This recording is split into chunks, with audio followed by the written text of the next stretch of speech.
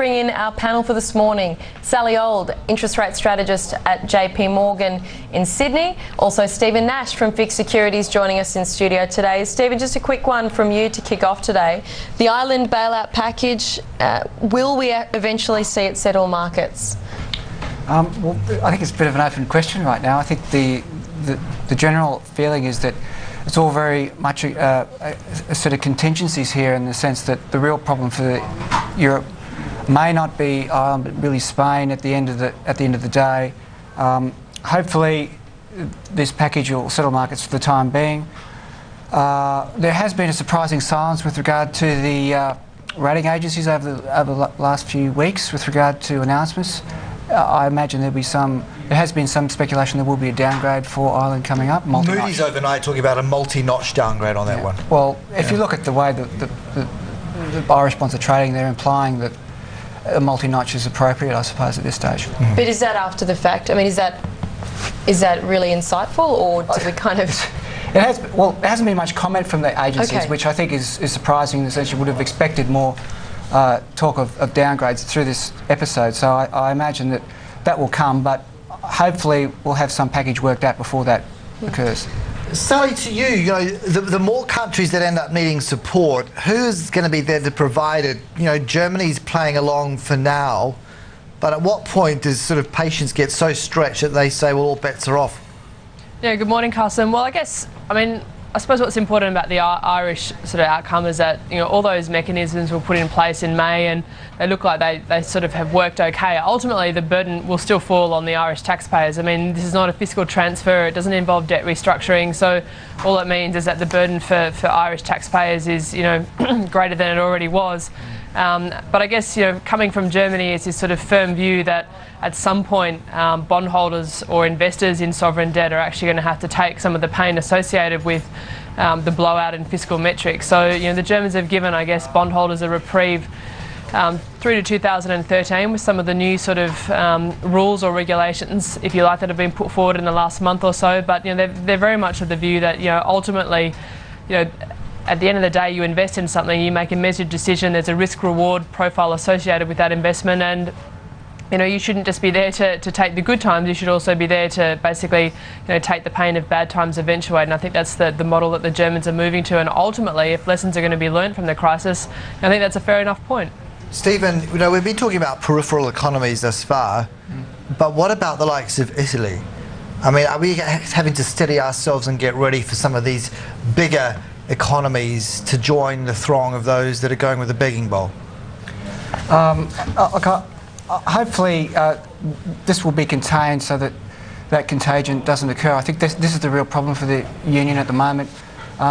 It's a question of whether these issues go into the larger economies. I think, as I mentioned before, I think Spain is the real problem right now, and hopefully these measures will calm markets down and we can get some other measures in place which will calm markets in the future. Why has it been allowed to develop? I mean, why have structural deficits been allowed to become such an accepted part of the Eurozone way of doing business? Doesn't seem a very effective union.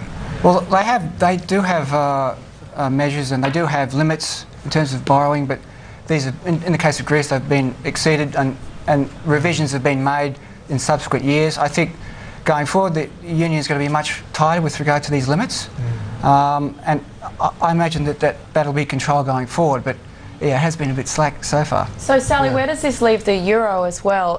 With a lot of people saying this is the second domino to fall, there will be others, it won't be the last. Where does that leave the euro in terms of the outlook? Well, I guess it's, the mechanisms that are in place, on our numbers at JP Morgan, we can basically deal with Portugal, we can deal with Ireland, we can deal with Greece. We can probably deal with Italy as well. There's sort of over €500 billion in all the various funds set up to help bail these countries out should they need it. The problem would be if you get a large country like Spain, where that would start to put pressure on the whole thing. But I guess, in May, basically policymakers chose the euro over everything else, or the stability of the euro. It was basically, we'll do what it takes to save the euro. And I guess the problem is it's sort of becoming increasingly apparent as time rolls on that these economies are all working sort of on on different sort of macro fundamentals, and we're not getting the convergence in sort of productivity and growth and whatever else you need basically for a single currency mechanism to work. I think ultimately the problem is the euro has a central bank. It also needs a central borrowing authority. Until it gets that, we're going to deal with all these issues, you know, probably in decades to come. So I'm not quite sure that we've got the optimal sort of structural framework to run the euro, but you know, I guess it's events like these, we sort of learn by them, and hopefully that propels us towards an equilibrium where we get, you know, the right mechanisms and structure in place. And Stephen, have the mechanisms around stress testing the European banks been vigorous enough? To hear from Ireland's finance minister that there would be perhaps more capital raisings required for the banks suggests that the clean bill of health relatively that we gave to European banks was kind of a once over lightly. Are we going to have to go back and redress that, believing there could be other skeletons inside these banking closets? Well, yeah, I mean, the previous stress test I think was a bit light on. However, you know, what's going on with the Irish situation now is that a lot of the bonds that the banks hold will be downgraded. There'll be more capital required. So things have changed substantially since the stress test. So I suppose that needs to be revisited. And I think that's the real issue here. Is it's not really the default, it's what happens afterwards, and what happens if this problem moves back into the banking system at a time when growth is really low, and we really need to lift out of this situation where we find ourselves in. Because if the banking system was impacted, it would really damage any growth.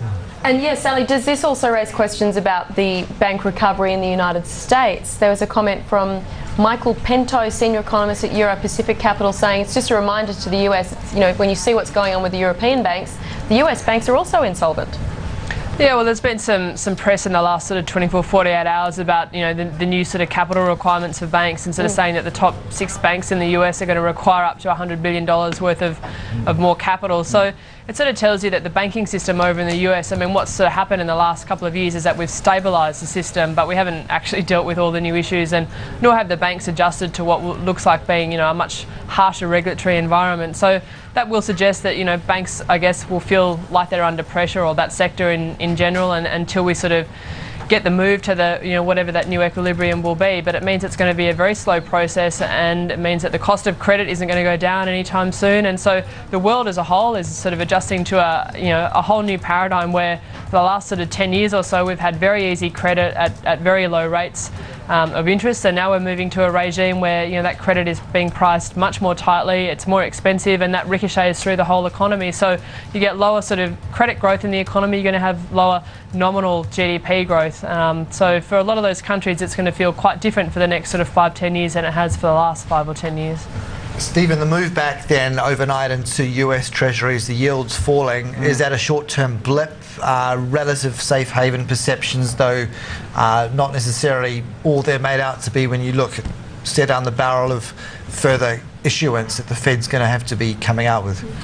Look, I think what's happened in the last week or so is we went over last week, I think there's been a bit of profit taking from the QE2 trade. That's probably out of the way for the time being. Now the market's looking forward to probably a lot lower growth for the 2011 than forecast. There will be some new forecasts by the Fed coming out, which will probably be revised down and will support QE2. I think, you know, we've seen a lot of criticism of QE2. I think the Fed will come out with a lot of numbers that support growth and the case for QE2. You've had people like Evans saying that in 2013, you know, you could have inflation at 1.5%. I mean, that's quite low for a sustained period of time. Why are we seeing Trichet and sort of QE2 for Europe?